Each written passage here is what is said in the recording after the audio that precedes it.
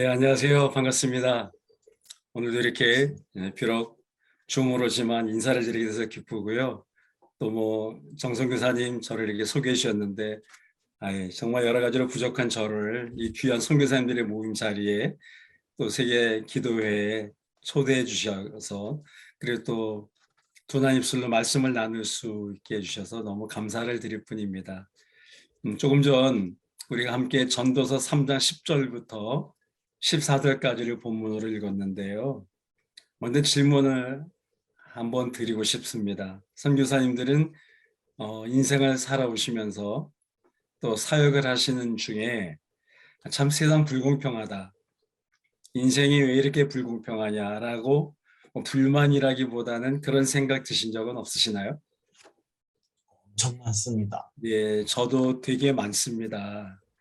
어, 정말 우리가 믿음 없어서 하는 소리가 아니라 솔직하게 인간적으로 세상 살다 보면 세상이 왜 이렇게 더럽고 치사하냐? 왜 이렇게 불공평한 거야? 하나님은 뭐 하시지? 왜 이렇게 우리를 버려두실까? 솔직히 그런 마음 같은 것들이 불쑥불쑥 이게 치고 들어올 때가 많았거든요. 우리가 이런 생각한다고 해서 그것이 믿음이 없거나 잘못된 것은 아니라고 저는 봅니다. 오히려 하나님 앞에 정직한 모습이고 솔직한 고백이 아닐까 싶습니다. 여러분도 읽으신 분들이 많으실 것 같긴 한데요. 한 20, 30년 전에 나온 책 중에 필립 얀시가 쓴 하나님 당신께 실망했습니다라는 책이 있어요. 그 당시에는 집어 많이 팔린 걸로 아는데 오래전 책이긴 하지만 참 읽을수록 가끔씩 떠들어 보는데 공감이 가는 내용들이 많은 책이잖아요. 그 책 뒷부분쯤 가면은 어떤 내용이 있는가 하면 그 불공평한 세상을 대하는 것에 대해서 그분이 쓰고 있어요. 불공평한 세상이나 인생을 만날 때 보편적으로 사람들은 5가지로 반응을 한답니다. 5가지로. 첫 번째는 욥의 아내 같은 스타일들이래요. 즉 하나님을 욕하고 죽으라고 저주했잖아요. 자기 남편을. 그런데 그런 반응을 보이는 사람들, 물론 이런 사람들은 안 크리스찬이겠죠. 하나님 믿는 사람이 아무리 믿음이 없다 하더라도 설마 그런 생각을 꿈에 하겠습니까? 왜 하나님 당신이 그렇게 하나님을 사랑하고 섬기는데 하나님은 당신에게 악창병을 주고 우리 자식들 다 데려가고 그 많던 동방의 최고의 재산 부를 다 걷어가시냐, 이런 엄청난 어마무시하는 재난 앞에서 하나님 욕하고 죽으라고 이렇게 악담을 퍼붓는 욥의 아내 같은 사람들, 이렇게 반응하는 거죠. 모든 일이 믿음대로 되지 않고 뜻대로 되지 않을 때 이런 생각하는 사람들이 세상에는 되게 많죠. 또 두 번째는요, 이 세상의 불공평을 알지만 하나님의 존재는 부인할 수 없는 거죠. 하나님은 인정하지만 그 하나님은 불공평한 현실과 상황을 바꾸시지는 않는다. 잘 알 수는 없지만 바꾸실 생각이 없는 것 같다. 그래서 세상에 이 불공평한 일들이 계속 터지고 일어나는 것 같다라고 이해하고 받아들이는 부류가 있다는 것입니다. 세 번째는 완전한 미래를 바라보면서 장차 우리가 들어갈 하나님의 나라나 되어질 일, 이런 것들이겠죠. 그래서 불공평한 문제를 덮거나 회피하는 사람들, 이런 상황과 현실은 그냥 일시적인 것뿐이야. 장차는 우리에게 좋은 것만 있을 거야 라고 어떻게 보면 믿음이 되게 좋은 것 같기는 한데 살짝 그냥 떠넘기는 미래에다가, 그래서 오늘의 고난의 문제를 애써 짐짓 모른 채 하거나 그냥 덮어가고 묻어가는 사람들이 있다는 것이죠. 어쩌면 교인들 가운데 이런 사람들이 많을지도 모르겠습니다. 네 번째는요, 문제를 전면 부정하고 이 세상은 공평하다고 주장하는 사람들이라는 것입니다. 어떻게 보면 되게 믿음이 좋은 것처럼 보일지 모르는데 이런 사람들은 되게 흑백 논리가 분명하죠. 선한 사람들은 흥하고 악한 사람들은 망한다. 벌 받는 거다. 그러니까 지금 누가 어려움을 당하면 그거는 우리는 모르지만 벌 받을 만한 어떤 짓이 있거나 어떤 문제가 있거나 이유가 있지 않겠어? 이런 식으로 쉽게 생각해 버리는 사람들이 의외로 교회 안에도 제법 많은 것 같아요. 때때로 목사님이 아프거나 사고가 나면 목사가 왜 아파야 돼? 왜 그런 사고를 만나야 돼? 혹시 우리가 모르는 죄가 있는 거 아니야? 하나님 앞에 벌 받을 짓을 해야 되는 거 아니야? 이런 식으로 말하거나 묻는 사람들이 저는 40년 목회하면서 제법 많이 본 것 같아요. 목사까지는 못 걸고 넘어진다 할지라도 신실한 장로님이나 믿음이 좋았던 기도 많이 한 집사님 가정에 우환이 닥칠 때 겉으로 믿음 좋아 보일지 모르지만 아마 우리가 모르는 뭔가 있을 거야. 그러니까 그러지. 설마 하나님이 괜히 그런 고통을 주겠어? 뭐 이런 식으로 단답형식으로 재단해 버린 사람들, 해석해 버린 사람들이 의외로 주변에 많은 것 같아요. 그런데 사실 이런 자세 문제가 많은 거죠. 왜냐하면 복잡한 세상과 형편을 다 설명할 수가 없습니다. 과연 우리가 당하는 고난과 아픔과 어려움이 우리가 가진 문제나 약점이나 또 벌받을 짓을 했거나 죄 때문일까요? 그렇진 않아요. 그렇다면 욥이 왜 그런 고난을 당해야 될까요? 아시는 대로 욥은 동방의 의인이었고 그리고 하나님을 경외했던 사람이었고 자기 자식들을 불러 모으고 늘 감사하며 예배드리던 기도하던 사람이었습니다. 그런데 성경에 나타난 어느 누구보다도 많은 그런 고난을 당할 정도로 그가 무슨 죄가 있었기에 마치 그를 찾아온 새 친구들 같은 논리로 욥을 괴롭게 하고 상처를 줬던 것처럼 그렇게 반응한 사람들이 있다는 것이죠. 이런 부류들은 우리가 경계해야 될 것 같아요. 필립 얀시는 다섯 번째로 인생은 불공평한 게 사실이다라고 쿨하게 인정하는 사람들이 있다는 거예요. 이게 어떻게 보면 하나님 앞에서 정직한 그리스도인의 모습일 수 있다는 것이죠. 엄청난 고난이 왔을 때 그냥 뭐 위선된 감사를 억지로 하는 것이 아니라 속은 썩어 문드러지고 눈물이 흐르고 원망도 있는데 겉으로는 뭐 감사하고 다 잘 될 거야 뭐 이런 식으로 약간은 그런 위선자처럼 그런 모습을 보인 사람들이 사실 없지 않아 있잖아요. 물론 뭐 진짜 믿음이 좋아서 그런 분들도 계시겠지만 왜 하필 나야? 왜 하필 우리 집에 이런 고난을 주시는 거야? 내가 뭘 잘못했기 때문에 이렇게 어려움을 당해야 돼? 이런 일이 터지는 거야? 라고 인간적으로 생각하게 되는 거죠. 반응하는 거죠. 저는 그게 잘못이 아니라고 봐요. 필립 안식뿐만 아니라 저도 그렇게 생각하거든요. 왜 그런 일이 일어났을 때 이해 안 되는 게 너무나 많잖아요. 제가 3주 전에 천안에 있는 교회 설교를 하러 갔어요. 주일날. 그 목사님은 4주 전에 사랑하는 아내를 8년 동안 정말 뜨겁게 사랑하고 연애하고 결혼해서 31년을 살은 그래서 1년 모자라는 40년을 같이 산 거나 마찬가지인 목사님 사모님이 나이가 50대 후반인데 2년 동안 췌장암이 생겨갖고 나중에 다 전신에 퍼져서 암으로 고통당하다가 돌아가셨거든요. 근데 저도 그 사모님을 잘 아는데 정말 신실한 사모님이에요. 가문 그 가정 전체가 음악가의 가정이기 때문에 노래도 잘하고 피아노도 잘 치시고 상냥하고 애교스럽고 성실하고 성도들 하나하나를 지극정성으로 돌보고 챙기던 분이셨거든요. 개척하면서 고생을 많이 하셨어요. 그러다가 이제 좀 교회가 필만 하니까 또 아들, 딸은 장가 시집을 보냈는데 딸이 임신해서 8개월이에요. 그때 세상을 떠났단 말이에요. 2달만 참았어도 태어난 손주를 보고는 갔을 텐데 얼마나 보고 싶었을까요?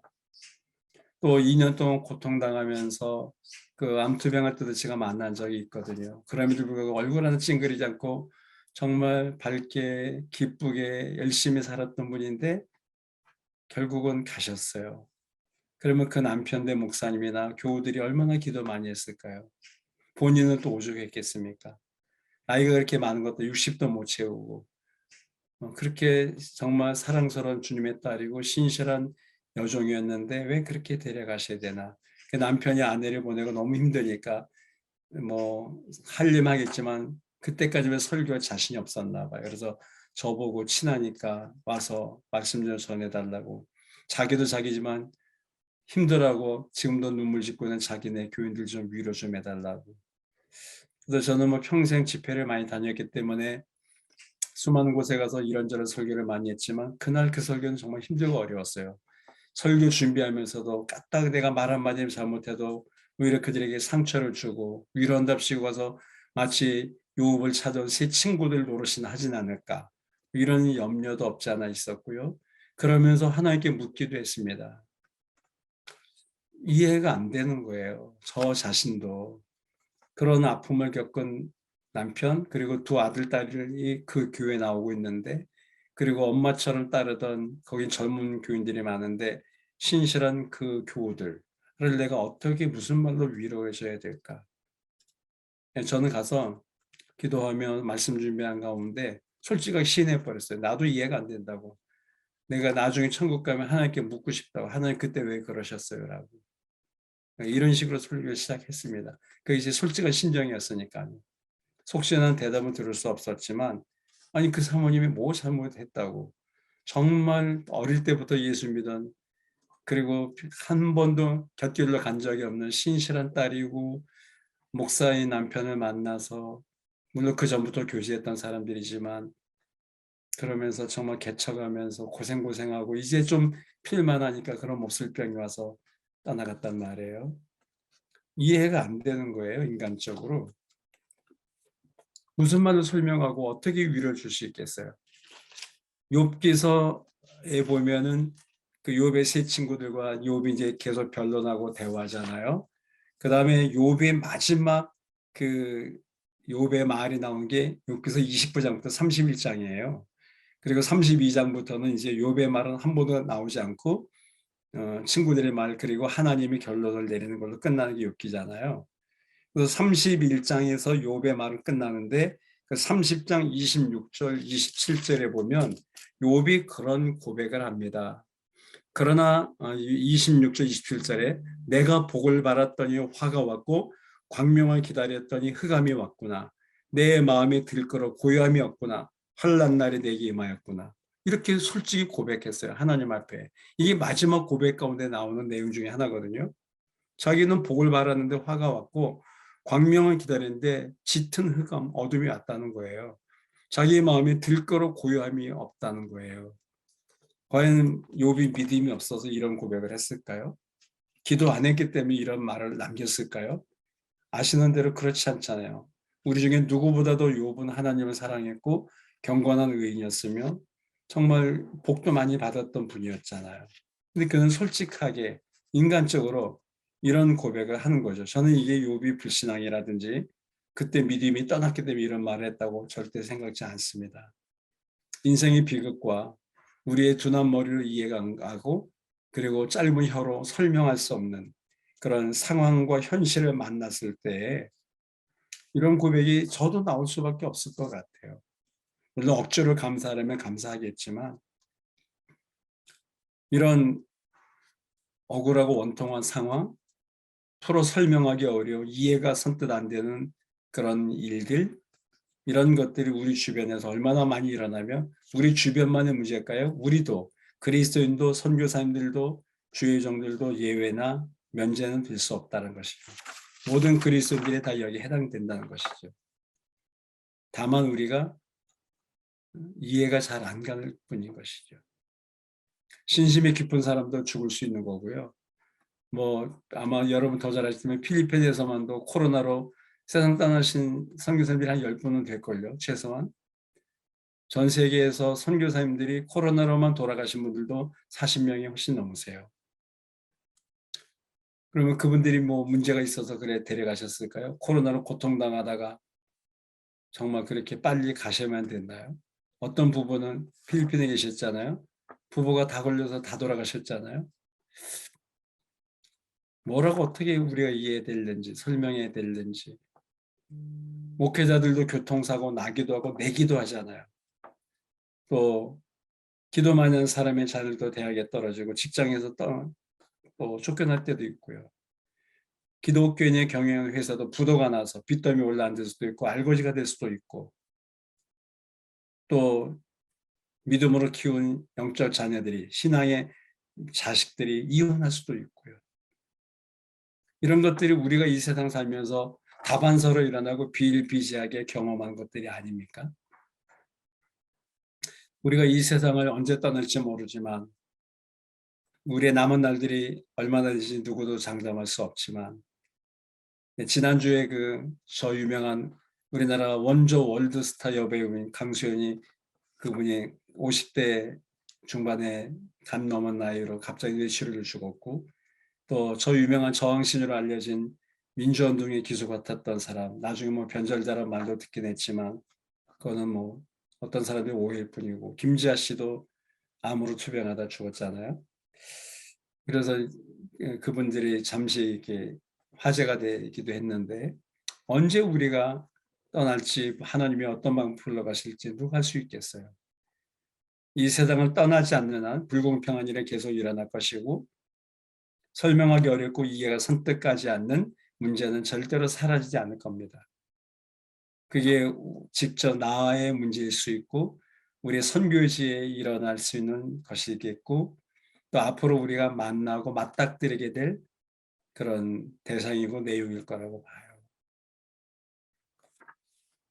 저는 고린도전서 13장 12절을 좋아해요.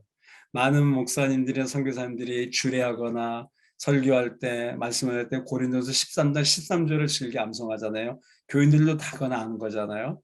근데 정작 그 유명한 13장 13절 전에 고린도서 13장 12절은 잘 모르는 분들이 많으세요. 근데 저는 개인적으로 13장 12절을 의미 있게 많이 받아들입니다. 고린도서 13장 12절에서 바울 사도가 이렇게 고백을 하세요. 제가 우리 교인들 장례식장에 가면 자주 인용하는 구절이기도 합니다. 13장 12절에서 우리가 지금은 거울로 보는 같이 희미하나 그때는 얼굴과 얼굴을 대해 볼 것이요 지금은 내가 부분적으로 하나 그때는 주께서 나를 아신 것 같이 내가 온전히 알리라, 이렇게 말씀을 합니다. 여기 시제가 두 가지로 표현되는데 지금은 그리고 그때는 이렇게 반복하고 있어요. 지금은 당연히 지금 우리가 살고 있는 현재를 말하는 것이고요. 그때는 장차 우리가 들어갈 하나님 아버지의 나라에서 주님 앞에 설 때, 주님을 만났을 때 그런 의미가 되겠죠. 지금은 거울로 보는 것이 희미하다. 사실 2000년도 사도 바울이 살 당시에 거울이 무슨 거울다운 거울이 있었겠어요. 지금 우리가 생각하는 거울과는 천양지차죠. 그때 거울이 고작 청동구리를 잘 문질러 갖고 윤이 나게 해서 자기 얼굴이 비춰진 정도였겠죠. 그러니 그것도 또 날마다 닦지 않고 관리 소홀하면 녹이 슬거나 뭐 희끗 뭐가 묻어서 제대로 그나마도 비춰지지 않았겠죠. 그러니까 그런 거울에 자기 얼굴을 비춰볼 때 자신의 모습도 제대로 볼 수 없는, 거울로 보는 것이 힘이 하나. 그때에는 맑은 거울 앞에 선 자기의 모습을 보듯이 천국에 갔을 때는, 하나님에 섰을 때는, 주님을 만날 때는 얼굴과 얼굴을 대해 볼 것이에요.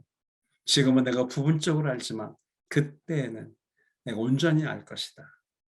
그래서 우리는 지금을 살고 있잖아요. 지금은 모든 게 희미해요.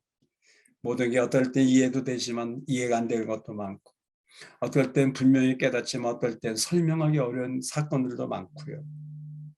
말해주기 곤란한 정말 신앙의 난제들도 많이 터지고 생기고요. 그때는 하나님 나라에 가면 다 풀리겠죠. 저는 그래서 물어보고 싶은 게 많아요. 천국 가면 하나님 왜 그때 그러셨냐고, 왜 그때 안 알려주셨냐고, 왜 그때 못 보게 하셨냐고, 꼭 그 일이 일어났어야만 됐었냐고, 솔직하게 그냥 투정하듯 응석부리듯 이렇게 물어보고 싶어요. 그런 게 너무 많아요. 40년 목회하면서 너무 신실한 동역자들이 사고로 죽은 것도 여러 번 봤고, 정말 간절히 온 교회 기도하고 저도 정말 그를 생각하는 눈물로 기도했는데 결국은 고통 가운데 떠나가는 모습도 많이 봤고, 고생하다가 인생을 가직하고 마감한 사람들도 무지하게 많이 봤거든요. 그때마다 저는 괴로운 거예요, 목사로서. 하나님 앞에 어떨 땐 따지고 싶기도 하고 묻기도 싶고, 왜 이래야만 되냐고, 내가 이 가족들한테 무슨 말 해줄 수 있느냐고. 그래서 사랑하는 개인적으로 친동생처럼 아끼는 목사가, 그분도 여러분도 웬만하면 알지 몰라요. 필리핀에 잠시 선교사로 갔다 온 적도 있으십니까? 근데 그분이 형님 기도해 주세요 하고 엊그제 지난주에 왜 뭐 때문에 그랬더니 뉴스에도 나오더라고요. 자기네 교인이 살해를 당했다는 거예요. 법 없어도 살 정도로 너무너무 정말 신실한 형제인데, 그런데 나이도 많지도 않아요. 50대 초반. 주유소 소장인데 그 주유소 직원들이 거기서 사는 방이 있는데 3년 함께 데리고 산 60대 부하 직원이 있었대요. 근데 그 사람이 너무 그냥 얼렁뚱땅이고 대충대충 그냥 눈치만 보고 일을 안 하니까 참다 못해서 이 착하게 네 착한 형제가 한마디 했답니다. 그렇게 근무하지만 인생 왜 이래 사냐고. 그때 이 사람이 앙심을 품고 계획적으로 회 뜨는 칼을 준비해 갖고 자고 있을 때 찔러 죽였어요. 그래서 장례식이 지난주에 있었거든요. 그 얘기를 하는 거예요. 자기 너무 힘들다고.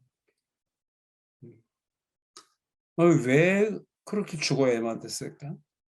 꼭 천국을 그렇게 데려가셔야만 됐을까? 이런 생각들 솔직히 인간적으로 막 드는 거예요. 그래서 물론 믿음의 사람들은 그거 다 합력해서 선유리신 하나님을 신뢰하고 의지하고 믿음이 좋으니까 그럼에도 불구하고 우리는 믿음과 감사를 일하나 뺏기지는 않겠지만 필립 안시의 말이 이런 불공평한 일을 당할 때 불공평한 세상에서 불공평한 인생길에서 어떤 문제를 만났을 때 반응을 여러 가지로 하는데 그중에 우리 선교사님들은 어디에 해당되시는지. 그러면서 저는 아까 읽었던 전도자 솔로몬이 쓴 전도서 3장 말씀 10절부터 14절, 아까 읽기는 14절을 빼놓으셨더라고요. 그런데 전도자 솔로몬이 이 전도서를 쓸 때가 그 인생의 말년이잖아요. 뭐 정확한 나이는 알 수 없지만 뭐 70 됐을래나요? 그런 그 솔로몬이 부경화를 다 누리고 1000명의 여인들과 살기도 했고 온갖 산전수원 공중을 다 겪었던 그가 거의 결론식으로 쓴 전도서에서 3장에서 그는 세 가지를 자기는 알았다라고 고백하고 있습니다. 그가 일생을 살면서 깨달은 세 가지가 뭐였을까요? 내가 알았도다라고 세 가지를 고백하거든요. 그 첫 번째가 12절에 나옵니다. 12절에 보면 그는 뭘 알았다고 고백하는가 하면 사람들이 사는 동안에 기뻐하며 선을 행하는 것보다 더 나은 것이 없는 줄을 내가 알았다. 사는 동안에 우리가 얼마나 더 살지 모르겠어요. 지금 여러분은 이 방 안에 들어가 계신 성교사님들은 젊은 3, 40도 계시겠지만 대다수 5, 60대 혹은 70이 넘어도 한두 분 계실지 모르겠어요. 11절에 하나님이 모든 걸 지으실 때 때를 따라 아름답게 하셨다고 그랬는데 모든 것은 때가 있잖아요. 3장 1절에 우리가 다 아시는 대로 범사에 기한이 있고 천하 만사에 다 때가 있다. 기한과 때를 전도자 솔로몬은 고백합니다. 3장에서. 그러면서 2절부터 8절까지 14종류의 때를 대비시켜 놓고 있어요. 다 읽으면 구구절절이 정말 인정하지 않을 수 없는 그런 때에 대한 것들을 쭉 나열하지 않습니까? 그리고서 이제 마무리 짓듯이 11절에서 하나님이 때를 따라 모든 걸 지으시고 아름답게 하셨다. 그 마트에 보면은 모든 그 식품에 다 봉지에 유통기한이 써 있어요. 전자제품 가게나 혹은 다른 물건 사러 가면 거기도 거의 다 웬만한 데는 유통기한이 적혀 있습니다. 근데 유통기한이 다 똑같지 않다라는 거예요. 어떤 건 일주일 남았고 어떤 건 한 달 남았고 어떤 건 6개월까지 갈 수 있고 어떤 건 1년 동안 보관해도 괜찮고 물론 그 나름대로 다 이유가 있겠죠. 아무래도 분명한 사실은 유통기한이 다 똑같지는 않다라는 거예요. 저는 그걸 보면서 그래 이해는 되지 않지만 어떤 사람은 30대 불러가기도 하고 어떤 사람은 적당히 한 5, 60대 인생의 중년의 때 어떤 사람은 저희 어머니는 작년 5월 9일 날 딱 1년 오늘이 10일이니까 1년 이틀 됐는데 99세를 살고 가셨어요. 저는 개인적으로 슈베르트를 좋아하거든요. 슈베르트의 그 삶도 좋아하고 음악도 되게 좋아하는데 슈베르트는 안타깝게도 31살밖에 못 살았어요. 그 위대한 음악가가 20년만 더 살았어도 얼마나 주옥 같은 곡들을 많이 남겼을까 이런 생각을 해보게 됩니다. 이해는 알 수 없어요. 어떤 악한 사람들은 오랫동안 살고 못된 짓 많이 하고 정말 살아있어야 될 훌륭한 사람들은 일찍 떠나갈 때가 얼마나 많은지요. 그러나 그것은 하나님의 주권에 속한 것이니까, 하나님의 모든 것을 때를 따라 아름답게 하셨다고 했으니까, 하나님의 때에, 하나님의 정하신 유통기한 안에 그만큼 살다가 간 것이겠죠. 그렇다면 우리는 이제 지금까지, 저는 이제 올해가 7학년인데요. 내가 살면 얼마나 더 살까? 가끔씩 그런 걸 질문해 보고 또 기도도 하고 생각하게 됩니다. 5년 남았을까? 10년 남았을까? 아니면 15년 정도? 바람이 85세 정도까지 살다가 주일 마음껏 건강한 모습을 하다가 세계를 주유하면서 복음을 전하고 선교사님들 만나고 격려해드리고 기쁘고 정말 보람있게 살다 갔으면 좋겠다, 이런 바람도 갖게 되고요. 그러나 분명한 것은 때가 있겠죠. 저에게도 정해진 때가, 하나님이 정하신 때가 분명히 있겠죠. 선교사님들도 있으시겠죠. 그러면서 솔로몬이, 전도자가 깨달았던 세 가지를 같이 나누고 이렇게 살았으면 좋겠다. 우리가 몇 년이 남았든 그 사역지에서 혹은 목회자로서 선교사로서 얼마를 우리가 이 세상에서 살지 알 수는 없지만 적어도 사는 날 동안 이 전도자의 깨달음과 같이 살았으면 좋겠다. 그것이 바로 첫 번째가 12절이에요. 사람들이 사는 동안에 기뻐하며 선을 행하는 것보다 더 나은 것이 없는 줄 내가 알았다. 사는 동안에 몇 년을 더 살지는 모르겠지만 하루를 살아도 1년을 살아도 또 10년을 산다 할지라도 기뻐하며 선을 행하는 것보다, 여기에 말한 선은 뭐 당연히 자선사업을 말한 건 아니겠죠. 선하신 하나님 안에서 하나님이 기쁨되는 삶, 물론 뭐 인간적으로도 우리가 선을 행해야 되겠지만 아무래도 기쁘게 남은 날 동안 사역하고 하나님의 선교지에서 우리의 발걸음을 어디까지 인도하실지, 얼마나 더 사용하실지는 모르겠지만 영혼을 사모하는 마음을 갖고 사는 날 동안에 기뻐하며, 어렵고 힘들지라도 사역지에서 고통스러운 일들이 왜 없으시겠어요? 그렇지라도 기쁘게 선하신 주님을 의지하고 찬양하고 그분이 원하신 삶을 살아드리는 것을 우리가 알아야 되겠다. 솔로몬은 아마 그런 여러 가지가 포함된 광범위한 고백을 이렇게 하고 있는 것이 아닐까 싶습니다. 두 번째, 그는 13절에서 두 번째 알았다고 깨달은 걸 고백합니다. 사람마다 먹고 마시는 것과 수고함으로 낙을 누리는 그것이 하나님의 선물인 줄도 또한 알았도다. 솔로몬의 두 번째 깨달음은 뭘까요? 먹고 마시는 것, 수고하는 모든 것들이 하나님의 선물인 줄 알았다는 것이죠. 먹고 마시는 거 아무것도 아니잖아요. 늘 평생 해온 일이니까요. 그러나 먹는 것도 마시는 것도 지금 수고하는 것도 이 하루를 사는 것도 하나님이 내게 허락하신 선물이었구나. 그래서 오늘이라는 선물의 날에 정말 선물 받은 자의 기쁨을 가지고 선물처럼 누군가에게 다가가고, 선물은 주고받은 사람이 다 기쁘잖아요. 좋게 하는 거잖아요. 내가 선물이 되고 내 날이 선물이 되고 오늘도 내가 맞이하고 이렇게 시작하는 2022년 5월 10일 이 하루가 하나님 앞에서 선물로서의 삶, 사역지에서 만나게 된 동역자 혹은 교우들에게 내가 그들에게 선물이 되어야 되겠다. 선물을 준 심정으로 방문하고 선물을 포장되리더라 여러분은 설렘과 두근거림으로 감사함과 감격스러움으로 같이 시간을 보내고, 우리가 서로 원망하고 야속해하고 서로 헐뜯고 비방하고 안 좋은 것만 찾아내고 이럴 시간이 없잖아요. 선물만 나누기도 바쁜 시간들이잖아요. 우리가 선물 같은 하루, 선물 같은 삶, 선물 같은 사역, 선물 같은 내 남은 날이 돼야 되겠다. 적어도 솔로몬은 그걸 뒤늦게나마 깨달았던 것 같아요. 내가 먹고 마시며 이 수고하며 낙을 누리는 게 하나님의 선물인 줄 내가 알았다고. 뭐 그전에도 왜 모르게 했겠습니까마는 그전에 이런 고백 안 하거든요. 솔로몬이. 뒤늦게 인생의 말년에 내가 하루하루 사는 것이 그냥 아침을 먹고 점심을 먹는 것이 파인애플을 따먹고 망고를 먹고 두리안을 먹는 게 이게 하나님의 선물이구나.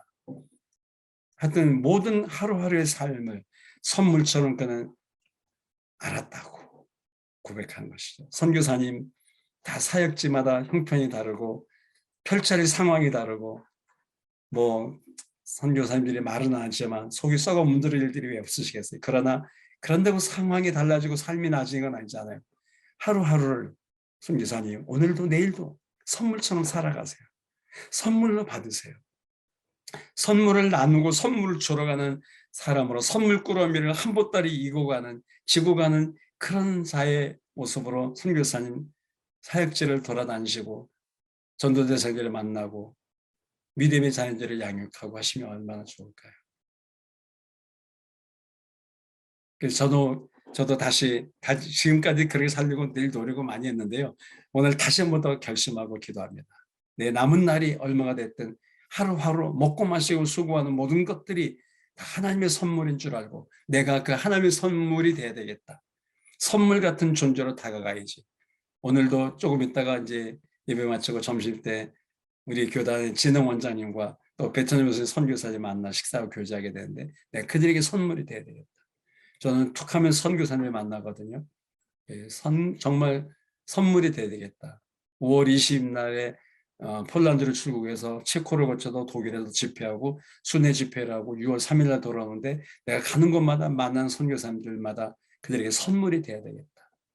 정말 풍성하고 아름다운 선물을 만난 사람들이 느끼는 기쁨을 내가 줘야 되겠다. 이런 마음을 막 먹게 되더라고요. 다시. 우리 선교사님과 이 말씀을 나눌 준비를 하면서 하나님 오늘도 제게 이 아름다운 선물을 주셔서 필리핀에 계신 여러 귀한 선교사님들 꼭 필리핀에만 계신 게 아니라 다른 선교사님들 들어와 계실 텐데 만나게 해주셔서 너무 감사해요. 오늘이야 선물을 주셔서 너무 고맙습니다.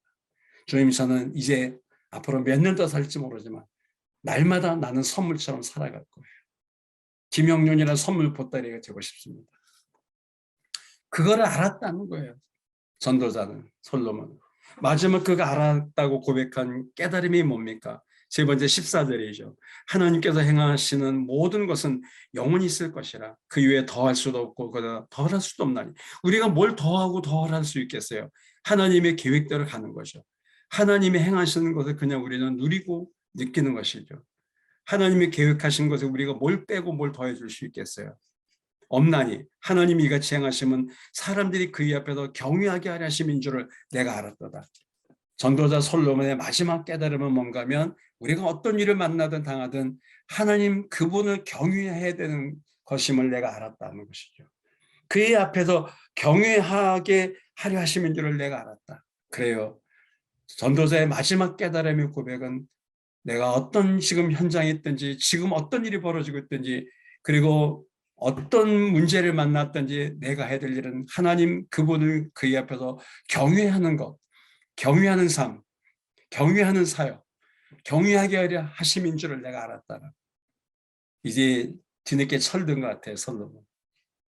그 혈기왕성하던 때 아버지 다윗의 덕분으로 말미암아 왕위를 이어받고 정말 온 세계 부경화를 다 누리던 그때 진작 이런 걸 깨닫고 하나님을 경외했더라면 예루살렘 산당마다 이방 여인으로부터 부인들로부터 꼬드기 넘어가서 우상 신전을 지어주지 않았을 것이고 그걸로 교회를 많이 세우고 선교를 많이 하고 했겠죠. 진작 이런 깨달음 얻었더라면 뒤늦게나마 그는 깨달음을 고백한 것이죠.